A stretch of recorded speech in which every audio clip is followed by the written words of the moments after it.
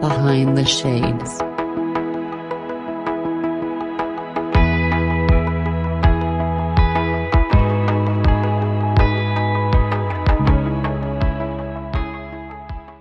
And we're hoping we get everyone listening to 100% because I'm feeling like 105 right now after I'm speaking to you, Excellent. right?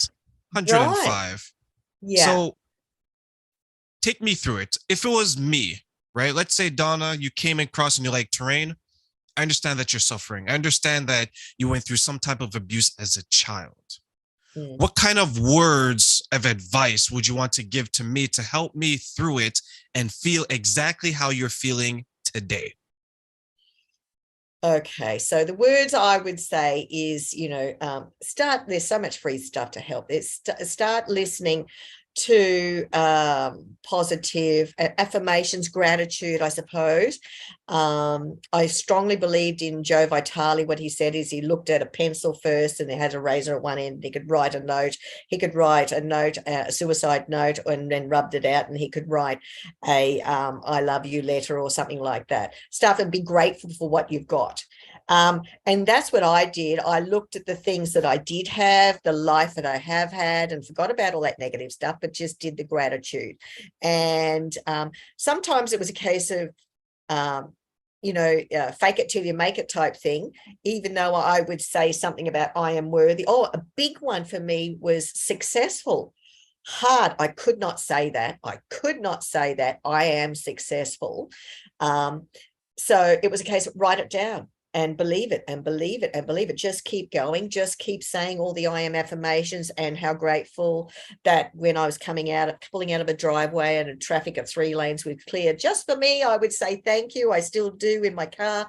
So just keep writing those and start telling yourself, read it out loud. And that's where I started. And I still do. I do it every day. I am so grateful. I am worthy. I am deserving. I am wealthy. I am abundant. And I am successful.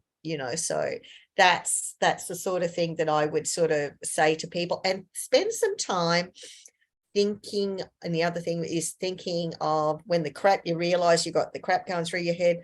Stop and focus on a time that really made you happy, of a dog that you loved, or a cat that you loved, something that made you happy, just to stop that conscious mind, because Jesus, it's hard. It's so hard. And just make a practice. And of course, my first affirmation every morning is, I am the master of my thoughts. I am the master of my thoughts. So yeah, it's still, and I'm amazed at how long it's taken, but it's turned things around. Cannot believe it.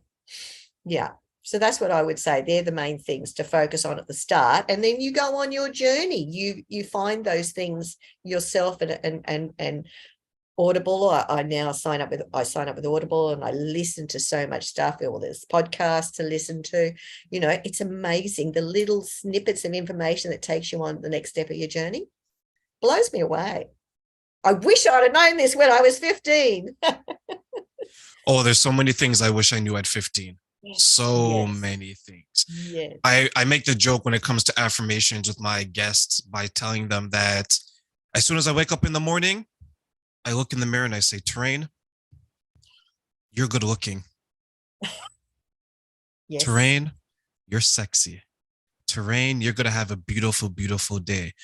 Yes. Because if you can't tell yourself you're beautiful, brilliant, and I'm going to have a fantastic day, why should anyone else tell you those things? To your point, Correct. right?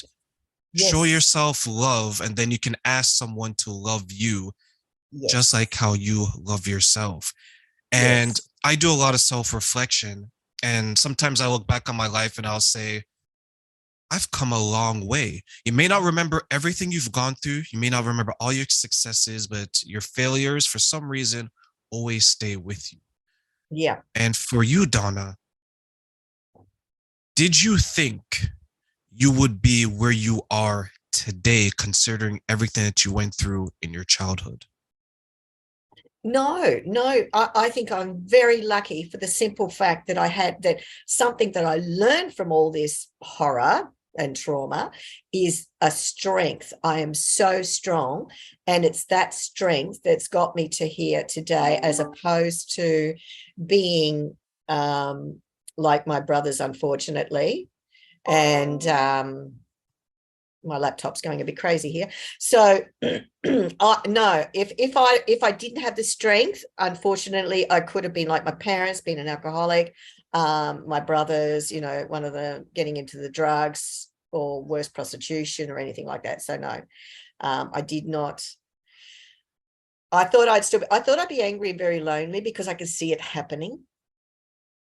Yeah, and I honestly don't know what, because I think I played, you know, dabbled all the time with the spiritual alternative therapy, and I think that's how I sort of came across it. Yeah, and really focused on it. And the psychologist, yeah. So EDMR, I sort of avoided a psychologist because I always believed it. I'm not just going to sit there and talk about it because I don't think it works. Whereas this particular one, she did hypnotherapy, and she said, I'd like to try this EMDR. Sure. And that's, I think, you know, the support there. So the hypnotherapy and that's, for me, what I think makes the difference.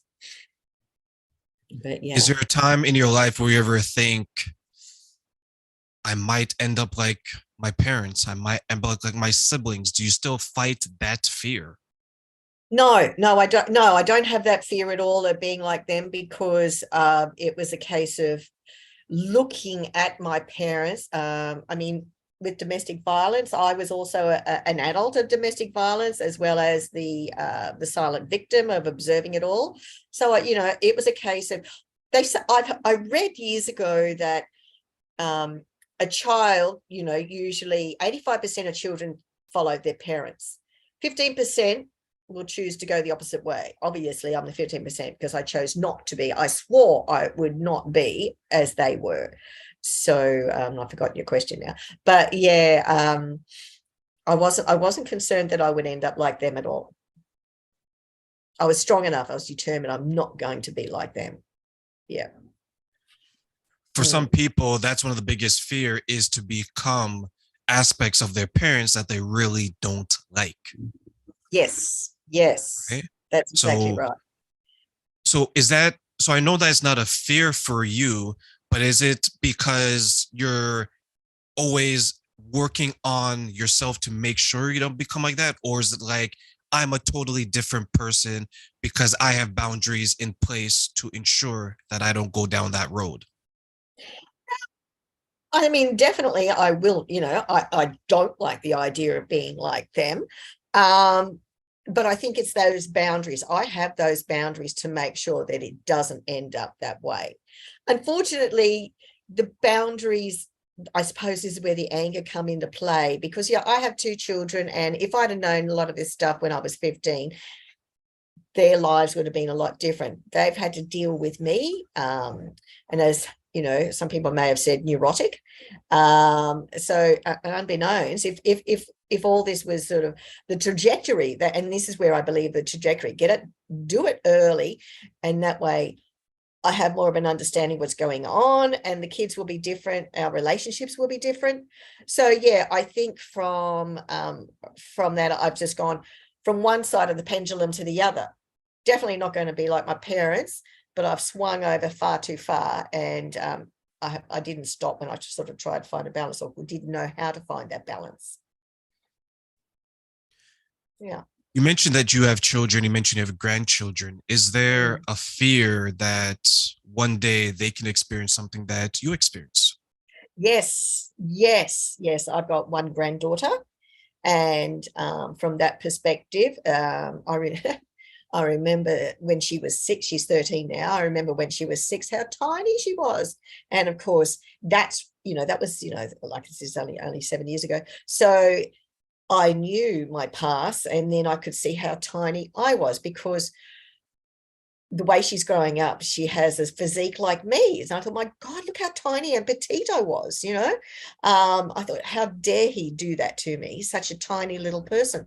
So that sort of thing in that respect, and it's 10 times worse now, because thank God, you know, my kids are growing up, and as my kids have to deal with this, internet,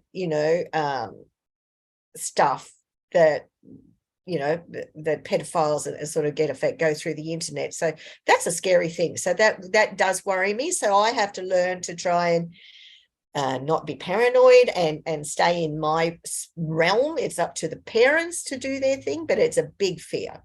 It's a big fear.